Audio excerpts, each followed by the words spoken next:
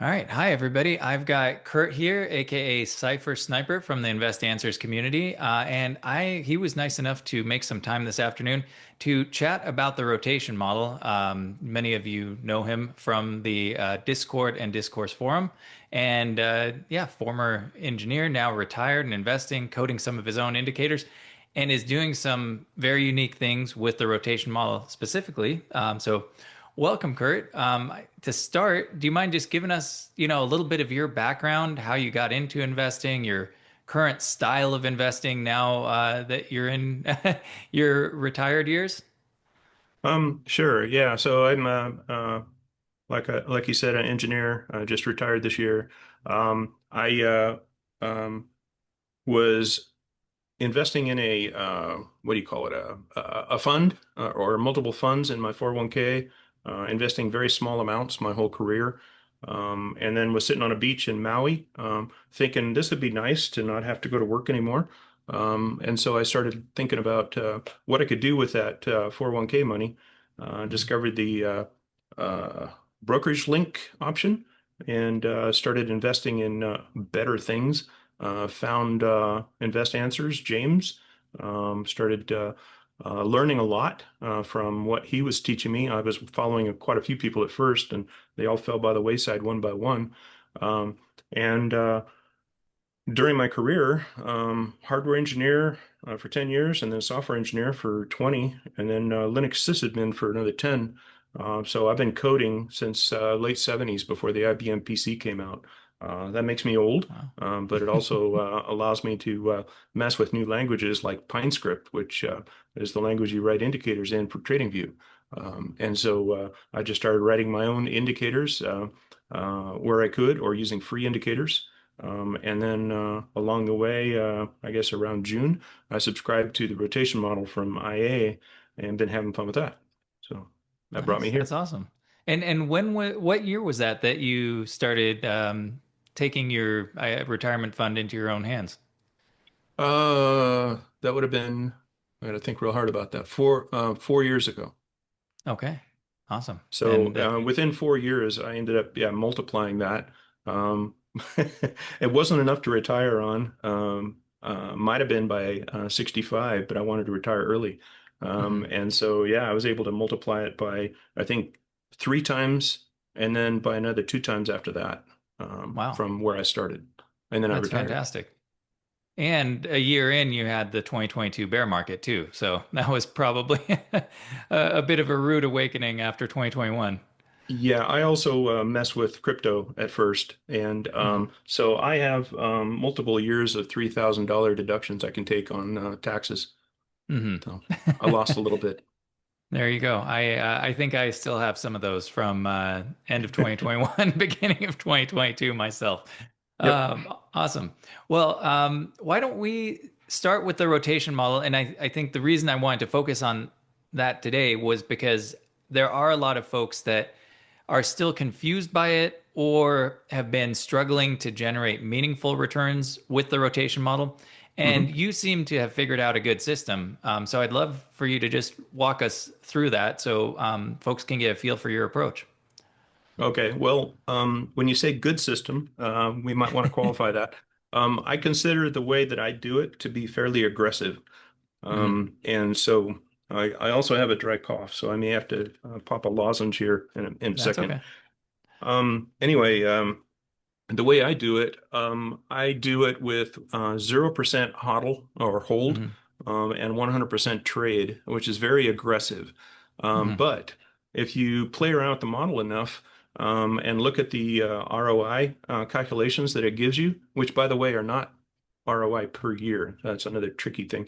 But anyway, if you're trying to maximize ROI, one of the possible variables is to go to 0% hodl, 100% trade.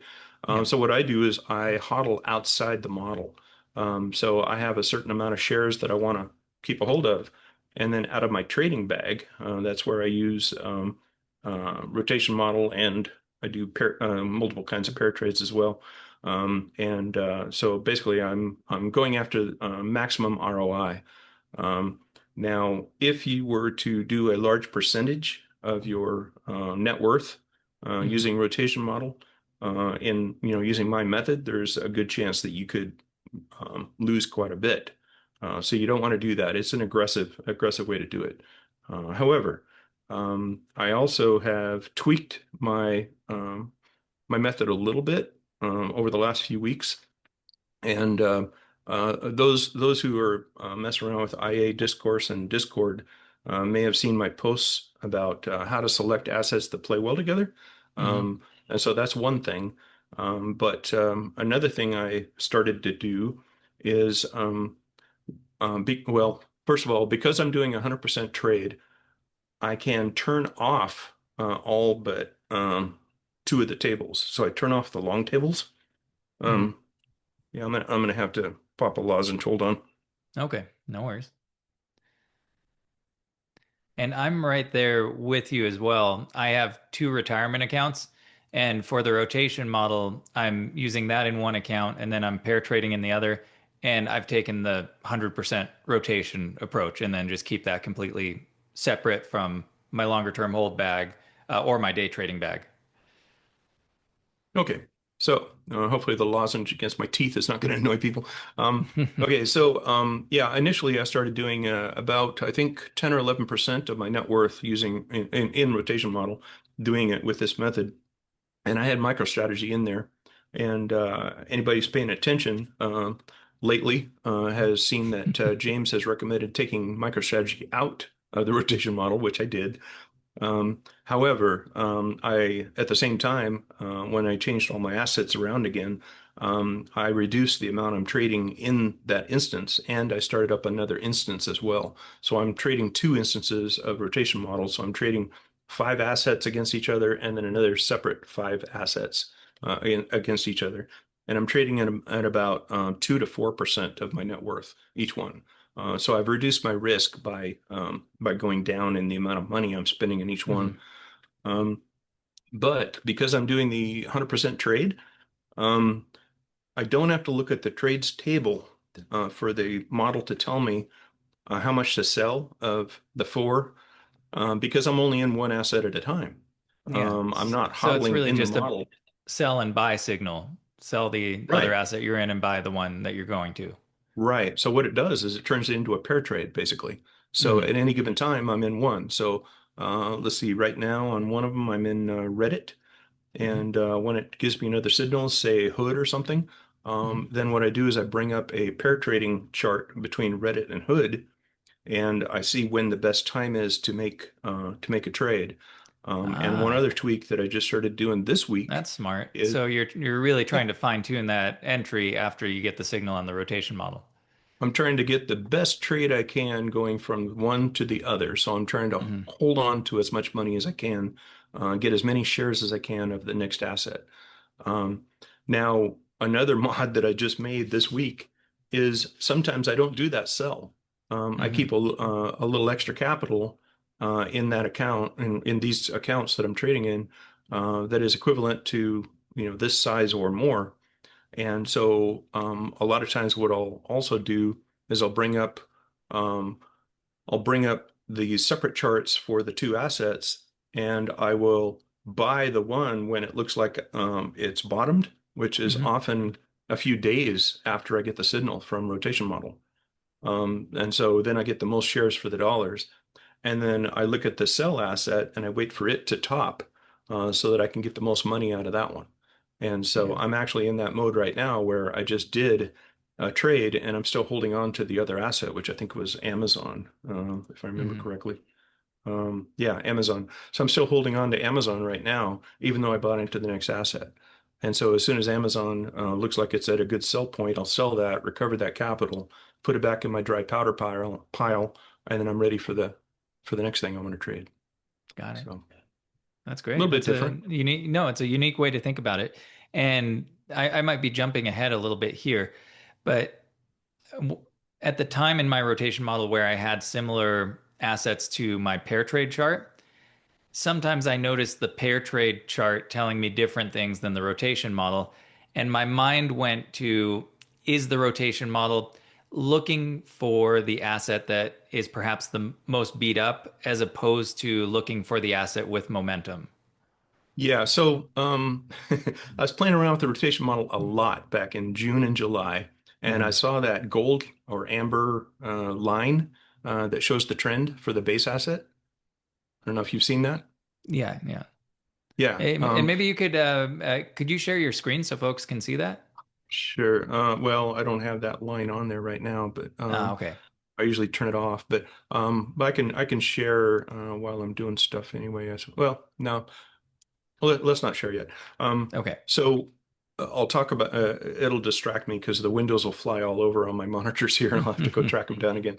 Um, so that gold line that shows up is the trend for the base asset. Um, Hidden inside the model that we don't get to see are four other gold trend lines like that for the other four assets. Mm, And so part of my selection process is to rotate a whole bunch of high Sortino ratio assets through as the base asset, and just so I can see that gold line, and then I rate them based on whether that is trending up or going flat or going negative. And so I'm looking for assets that are going up. Um, and anyway, once I do that all that selection, I turn off that gold line because I don't really need to see it anymore. But as far as what you're talking about, as far as it being beat up, I think that's pretty much what it does, is it looks for which asset has deviated to the low side from that trend line more than the other four. hmm. Um, and so it'll give you a signal, but that doesn't mean that that asset is done going down. That asset could continue going down Yeah. for weeks or months, or it could turn around. And so the reason I bring up separate charts is so that I can actually see that asset bottoming and starting to head up the other way. And then that's when I buy it. And then See I the get a trend flip. better, a Yeah. better deal, get more Yeah. shares for my dollar. The one thing I wanted to ask you, if someone's setting this up for the first time and they're pulling in their five assets, how would you recommend they identify the best one to be in that's still got momentum? Yeah, okay. So what I did first was I know James mentioned high Sortino assets. And so I wrote that down on my notes and I went and looked up what that meant. I don't know if I could explain it, but I knew at the time what it meant. Um, and I started seeing lists of high Sortino ratio assets posted by a couple of people on Discourse. And so I started combining those lists and um, sorting through them myself to try to figure out which ones were on an uptrend, which ones were trading in an odd pattern, which ones were flat, which ones were downtrend. And then I just took the ones that were all on a decent uptrend and I started putting them into my rotation model and comparing them against each other. Like I looked for the one that gave me the highest ROI, then I put that in as asset two, and then I'd go through the whole list of the rest of them as the base asset and see which one gave me the highest ROI compared to that asset. Once I found that one, I put it in as asset three, and I kept repeating that until I filled up asset three and asset four and Mm, asset five. And then I added a fifth asset, as the base chart. Doesn't really matter too much to me which one's the base asset. But in that case, I'm again going after highest ROI, high Sortino assets, and all growth assets. I yeah. want them all to be trying to go up over time in Yeah. the recent history Yeah. since my That entry makes date. sense. Yeah, Yeah. and the recent history, that's a great segue. You also don't go with the 2 year look back period, correct? No, So I what did have you initially. found functions the best? Yeah, so I initially thought the more history, the better, because the model is probably smarter than I am. And so I figured, okay, 2 years, and we'll see how this works. And I ran it that way for a month or two. And then I started thinking about it and thinking that, some of these assets had some major trend changes during those times. And I went and looked at those assets that I had just on separate charts. And yeah, there were all kinds of different trend changes in that area. So I went to 1 year instead of two. And then I thought about it some more, and about, I don't know, a month ago or so, I ran a whole bunch of high Sortino growth assets through and saw that there was a pretty good trend change to the upside starting about March or April of this year. And so I changed my anchor date to, I think, April 1st or so. Hmm. So I'm only going back about 6 months now, Okay. but the rotation model sees all of these assets. The history that it sees is all in the growth direction. And so far that seemed to be working. I also wanted to mention something about ROI and how the indicator reports it. Yeah. Yeah, Um, let's talk about that. And just to sharpen that up for folks, when we look at the Confluence model backtest or any of those, we're generally going to the last epoch. So if it's Solana, you're going back to the bottom of the bear market. But it makes a lot of sense that for equities, I mean, it was a 21% pullback in the S&P 500. So that would constitute a bear market in my book and a reset to start from again. yeah, yeah. So one thing I noticed was if I move the anchor date further back, I get a higher ROI. If I move it Hmm. closer to now, I get a lower ROI. And I Hmm. thought, well, that seems odd. And so I started thinking about it, and here's what I do. Here's what I do now to actually record for my own purposes what a ROI I think I'm going to get. Um, I use the measure tool, which is the little ruler over on the left, Yep. and I zoom out on my chart, usually on the daily, to where I can see the anchor, and I measure from the anchor until today. And the little pop-up will tell me how many days are in there, and that's calendar days, not trading days, I Yeah, do on the believe. daily. And yeah, and so I write that down. That's days, and then I take what I call the raw ROI, which is what the Mm. IA tool here gives me, and I divide that by the number of days, and then I multiply by 365, and that Mm. gives me average ROI per year. Okay. Yeah. And Okay, one thing that might be worth checking, I think that's just trading days that it's measuring if you're on that equities. could be that could be Yeah. okay. So I might be off by a little bit. But Um, but so the strategy is the same. Yeah, yeah. Yeah. So the important thing is if you talk to two different people running a rotation model and they have drastically different ROIs because they're running, different amounts of HODL versus trade. Their anchor date's Hmm. different. They've got different bullish, bearish set in the settings. Um, one of the big things is that anchor date. That'll vary. Basically you're comparing apples and oranges unless you calculate the average ROI per year.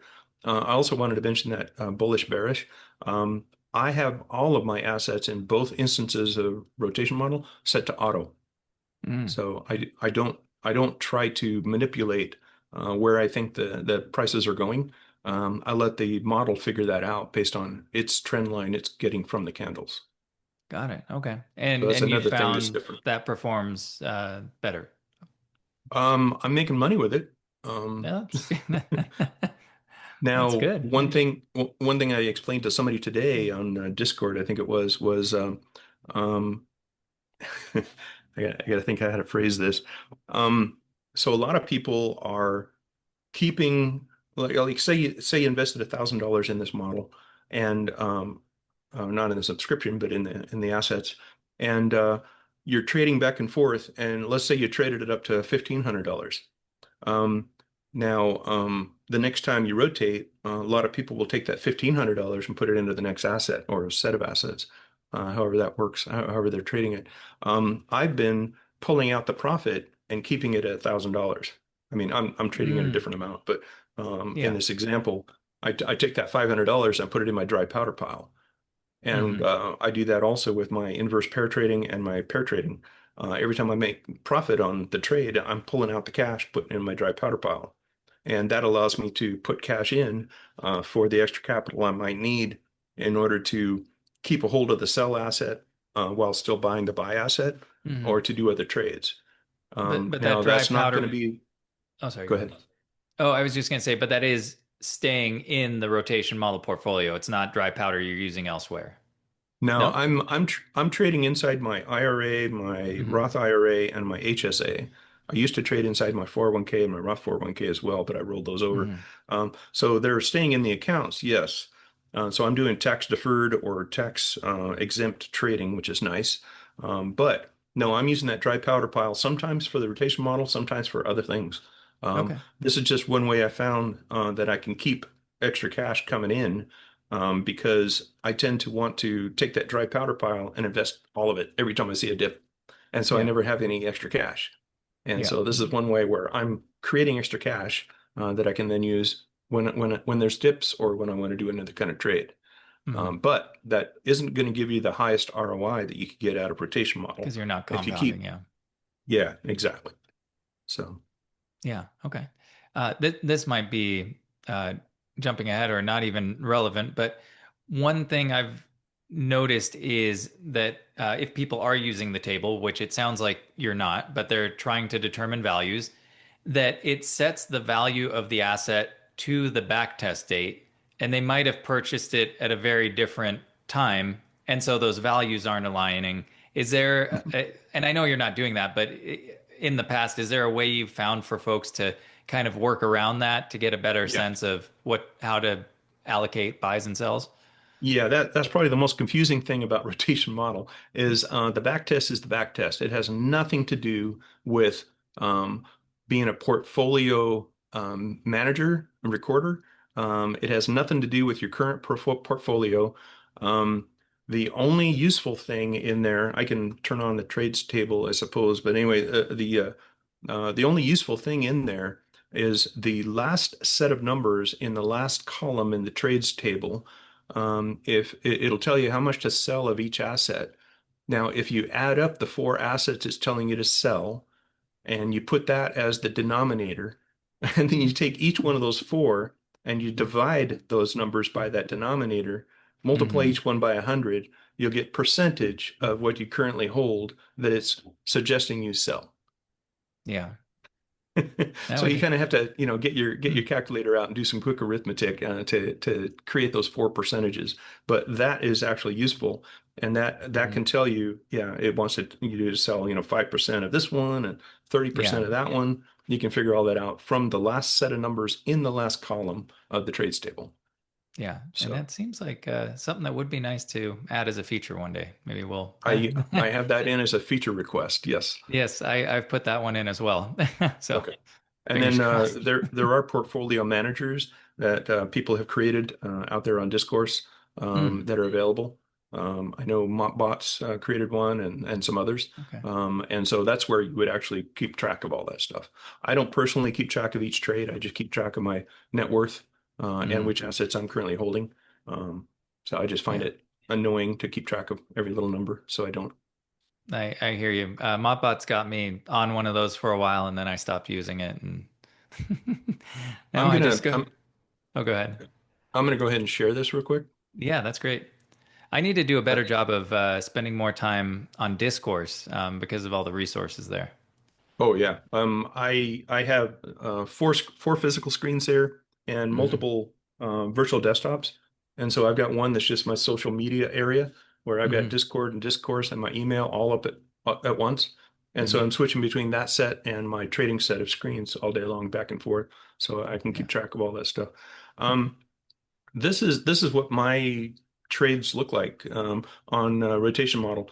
Notice I only have the two little tables in here. Hmm. Um, I put some text in here. My number's different, but this is just an example chart.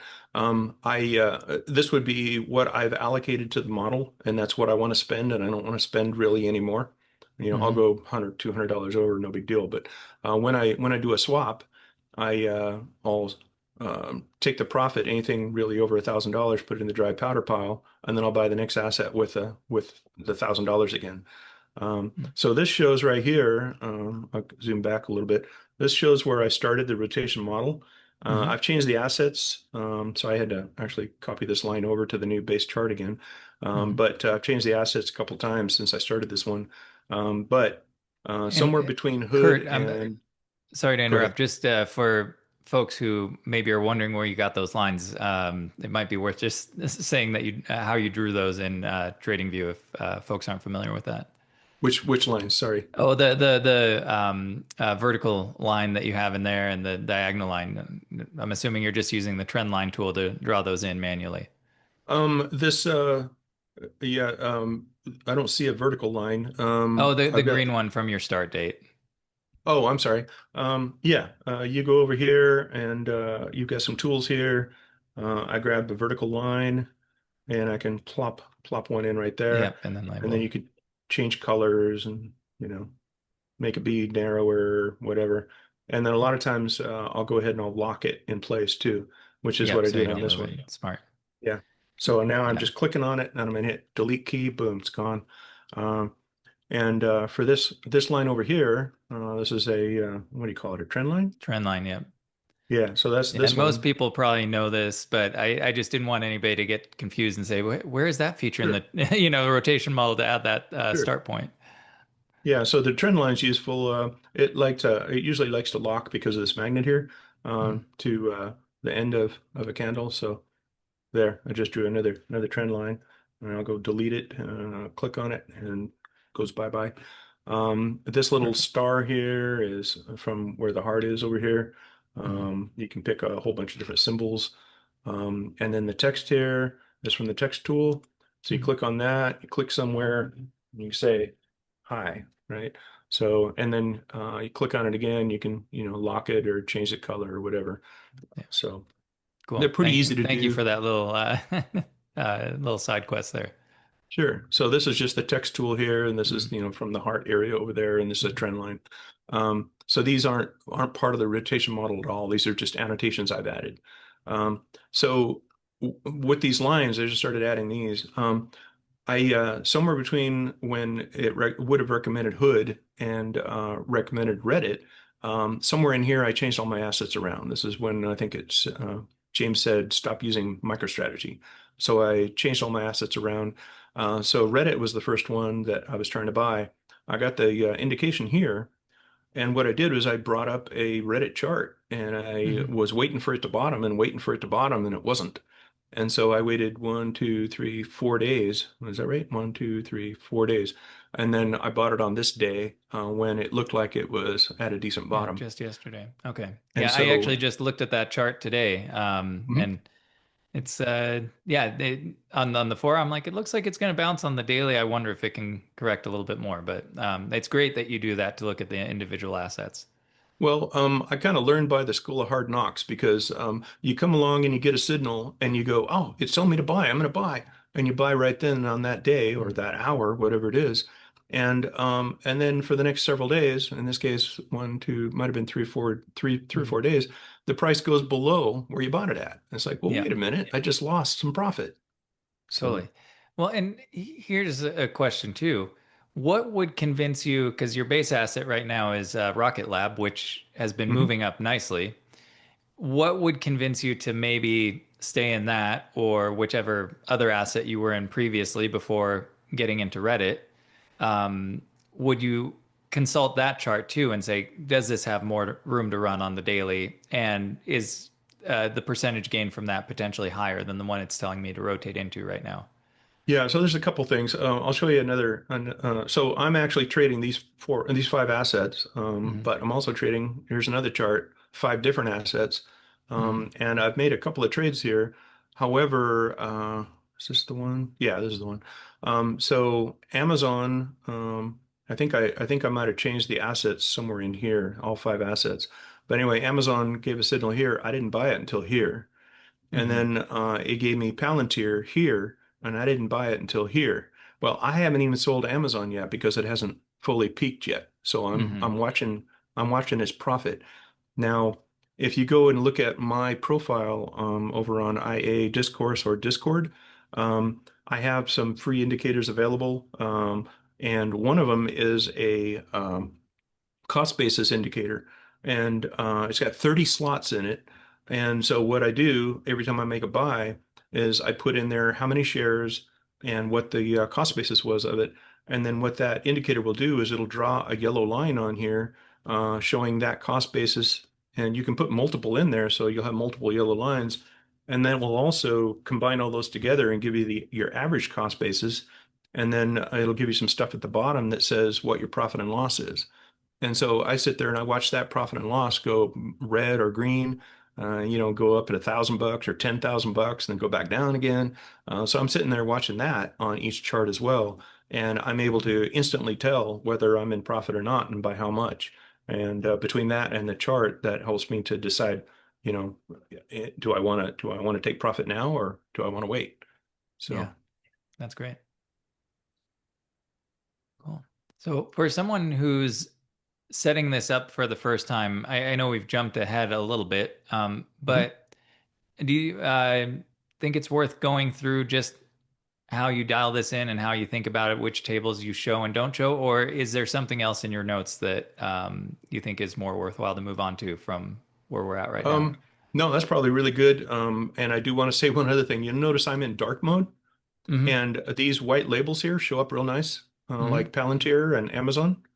On a default trading view chart, they don't show up at all Mm. because you've got a light background and you've got white lettering. Yeah, And so a I've lot of always people used don't dark mode know. too. Yeah. Yeah, so a lot of people don't even know that these labels are present. Yeah. So I'll show you real quick. The first mod I do, I like to have these, since I'm in dark mode, I like bright yellow and bright white. Mm-hmm. They show up, real well. I changed both indicators. Originally, I don't know if you recall when rotation model came out, it was a like a green up arrow and a red down arrow for these two, Mm-hmm. Yep. and they changed them to purple. Well, I just changed them to squares because it's more visible and bright yellow because it's more visible in dark mode.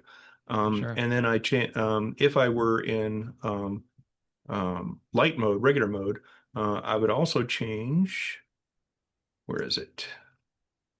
Uh, I think it's these right here. I can't recall. Anyway, you want to change the color of the label. I Mm-hmm. didn't have to because I'm in dark mode, but in light mode, you need to change the color of the label, which I think is down here. So that's one important thing. Um, as far as turning the tables on and off, that's these four, that both all four say table. Notice I've got the long tables turned off because of my type of trading. Um, and I like to change the size of things pretty much as large as I can because a lot of this is done on a high res monitor. Um, I don't really mess with too much of the rest of this right through here, but my aggressive style of trading is this part right here where you got 0, 100, 0, 100 for each one for hodl and trade, retention and sell. Okay, so I set them all the same. I set all of these to auto just because I think the model probably guesses better on where the price is currently going than I do or I could. Um, right now, I got the start date set back about 6 months because a lot of these changed their trend about 6 months ago and have been trading in an uptrend since. And then the end date, sometimes you got to twiddle this a little bit because sometimes you'll get, example, this normally it's a triangle, purple triangle. Sometimes you get the purple triangle here with nothing above it. And it has nothing to do with the label color. And that has to do with the end date. You got to twiddle it a little bit. There's a bug in the code when they added the end date recently. And basically, it basically thinks you're done trading Mm. by a certain date. And so it doesn't display anything past that. It's kind of like the replay option is really Yeah. what they added to the code. Yeah. That's awesome. What else about settings? Um, no, I think yeah, and we covered the tables you have turned off. I mean, I think the way you're approaching it is great. I would encourage people, if you really want to maximize your gains, and I have been beating the drum of this year being a year for trading just because of the volatility we see in third year bull runs. And it seems like this is a great way to leverage the rotation model to capitalize on that volatility. I So, did want to mention when I was talking about the last number in the trades table, I'll turn on the trades mhm. table here. If you're not doing 100% trade, then what you might get is you might get four red things here, depending on how many you've bought, that the backtest thinks it's bought anyway. You might get four red lines and one green line. The green line is the one that's telling you to buy, which in this case is Palantir. Um, and it's this last number that's important. So I think I have mine set on, yeah, I got mine set on shares. So basically it wants me to sell 841 and a half shares of Amazon to buy 1,067 shares of Palantir. You can ignore the zero and the eight and this 841 here. So if you've got four red numbers up here, you would add those four red numbers together, just the last set, this one, not this one. Um, and that becomes your denominator. And then you would take the 841 and divide it by that summation. and then multiply by 100, and that tells you what percentage of what you hold of Amazon that it wants you to sell. So Yeah. that's just a repeat of what I said before, but that's where you get it from No, is it's good this to very last number.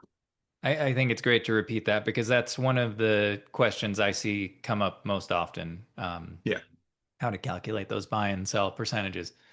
That's awesome. Well, thank you for, sharing your knowledge. Is there anything else on the rotation model or really about the IA suite and your approach to trading that you want to mention while we're here still?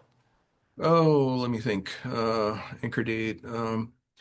I've got a whole bunch of notes, I'm an ex-engineer. I'll call myself still an Yeah. engineer. So I've got a certain way of thinking. And so what I'll do is I'll go ahead and share those notes over on Discourse, where Hmm. longer posts are more accepted. Um, Yeah. and maybe we can put that link.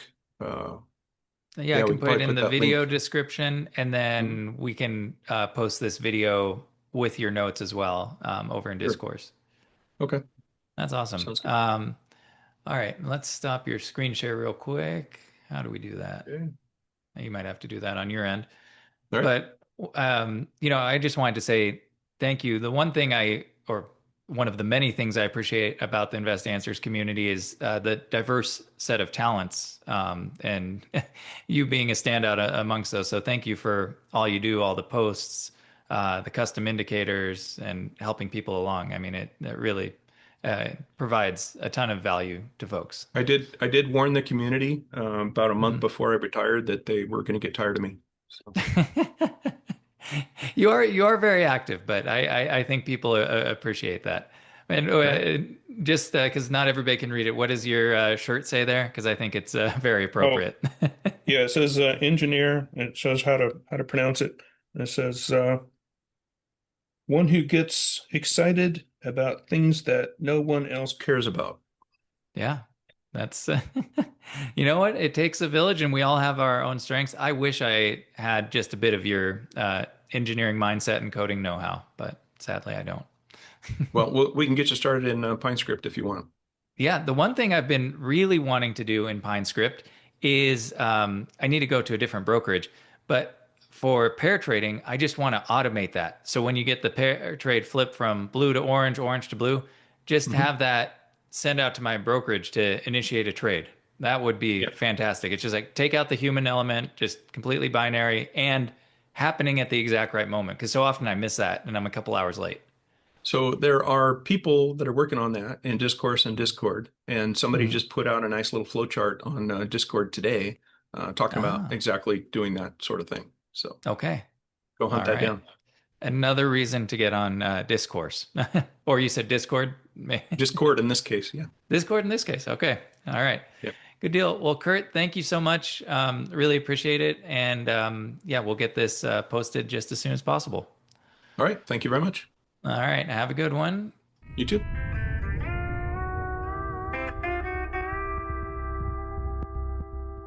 This isn't financial advice. Past results are not indicative of future performance. Do your own research.